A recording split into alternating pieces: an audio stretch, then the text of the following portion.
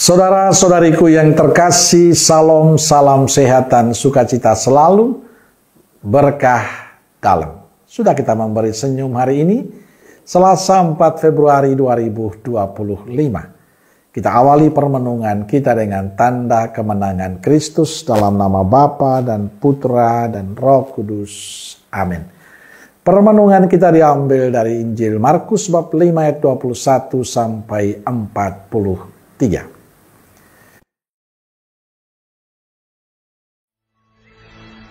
Sesudah Yesus menyeberang lagi dengan perahu, orang banyak berbondong-bondong datang, lalu mengerumuni dia.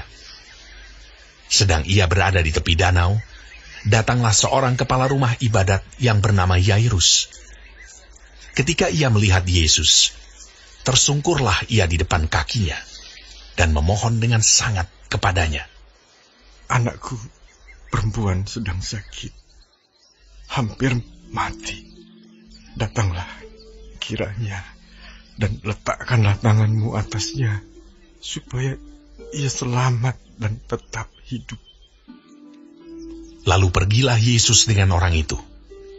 Orang banyak berbondong-bondong mengikuti dia, dan berdesak-desakan di dekatnya. Adalah di situ seorang perempuan yang sudah 12 tahun lamanya menderita pendarahan. Ia telah berulang-ulang diobati oleh berbagai tabib, sehingga telah dihabiskannya semua yang ada padanya. Namun sama sekali tidak ada faedahnya. Malah sebaliknya, keadaannya makin memburuk. Dia sudah mendengar berita-berita tentang Yesus, maka di tengah-tengah orang banyak itu, ia mendekati Yesus dari belakang dan menjamah jubahnya. Sebab katanya, asal ku jamah saja jubahnya, aku akan sembuh. Seketika itu juga, berhentilah pendarahannya, dan ia merasa bahwa badannya sudah sembuh dari penyakitnya. Pada ketika itu juga, Yesus mengetahui bahwa ada tenaga yang keluar dari dirinya. Lalu ia berpaling di tengah orang banyak dan bertanya, siapa yang menjamah jubahku? Murid-muridnya menjawab, engkau melihat bagaimana orang-orang ini berdesak-desakan dekatmu, dan engkau bertanya siapa yang menjamah aku. Lalu ia memandang sekelilingnya untuk melihat siapa yang telah melakukan hal itu. Perempuan itu yang menjadi takut dan gemetar ketika mengetahui apa yang telah terjadi atas dirinya, tampil dan tersungkur di depan Yesus, dan dengan tulus memberitahukan segala sesuatu kepadanya. Maka katanya kepada perempuan itu, hai anakku, imanmu telah menyelamatkan engkau. Pergilah dengan selamat, dan sembuhlah dari penyakitmu. Ketika Yesus masih berbicara, datanglah orang dari keluarga kepala rumah ibadat itu, dan berkata, anakmu sudah mati, apa perlunya lagi engkau menyusah-nyusahkan guru? Tetapi Yesus tidak menghiraukan perkataan mereka, dan berkata kepada kepala rumah ibadat, jangan takut, percaya saja. Lalu Yesus tidak memperbolehkan seorang pun ikut serta, kecuali Petrus, Yakobus, dan Yohanes, saudara Yakobus.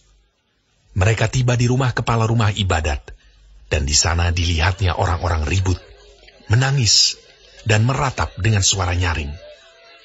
Sesudah ia masuk, ia berkata kepada orang-orang itu, mengapa kamu ribut dan menangis?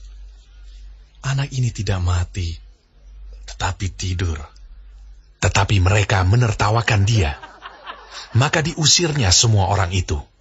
Lalu dibawanya ayah dan ibu anak itu, dan mereka yang bersama-sama dengan dia, masuk ke kamar anak itu. Lalu dipegangnya tangan anak itu. Katanya, Talita kum, yang berarti, hai anak, aku berkata kepadamu, bangunlah. Seketika itu juga anak itu bangkit berdiri dan berjalan, sebab umurnya sudah 12 tahun. Semua orang yang hadir sangat takjub. Dengan sangat ia berpesan kepada mereka, supaya jangan seorang pun mengetahui hal itu. Lalu ia menyuruh mereka memberi anak itu makan. Saudara-saudariku terkasih, dalam Injil Yesus menyembuhkan anak perempuan Yairus yang sakit, dan seorang perempuan yang sudah 12 tahun menderita pendarahan. Yairus memohon dengan sangat agar Yesus datang ke rumahnya dan menyembuhkan anaknya. Demikian juga perempuan yang 12 tahun menderita pendarahan.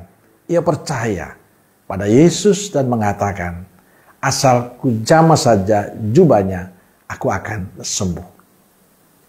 Saudara-saudariku terkasih, dua kisah ini menunjukkan pada kita bagaimana sikap iman mereka. Mereka percaya pada kuasa Yesus yang menyembuhkan. Dan mereka pun sembuh. Kita mungkin belum beriman penuh seperti Yairus dan perempuan yang sudah 12 tahun menderita pendarahan. Kadang kita masih ragu. Kita masih kurang percaya. Kita masih kurang pasrah dalam setiap doa-doa kita.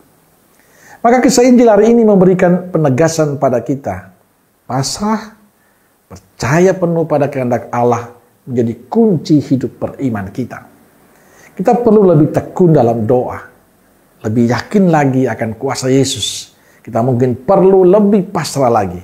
Kita perlu berserah diri pada rancangan Allah.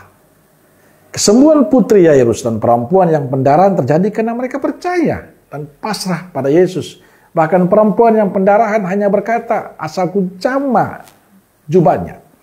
Inilah iman mereka. Bagaimana dengan kita? Semoga iman kita pun demikian. Mari saudaraku terkasih, tekunlah dalam doa-doa kita. Supaya kita tidak ragu akan kebaikan Tuhan, kuasa Tuhan, kemurahan Tuhan dalam kehidupan kita. Percaya, bila kita sungguh beriman pada Tuhan, pasrah pada Tuhan, selalu ada mujizat untuk hidup kita. Amin.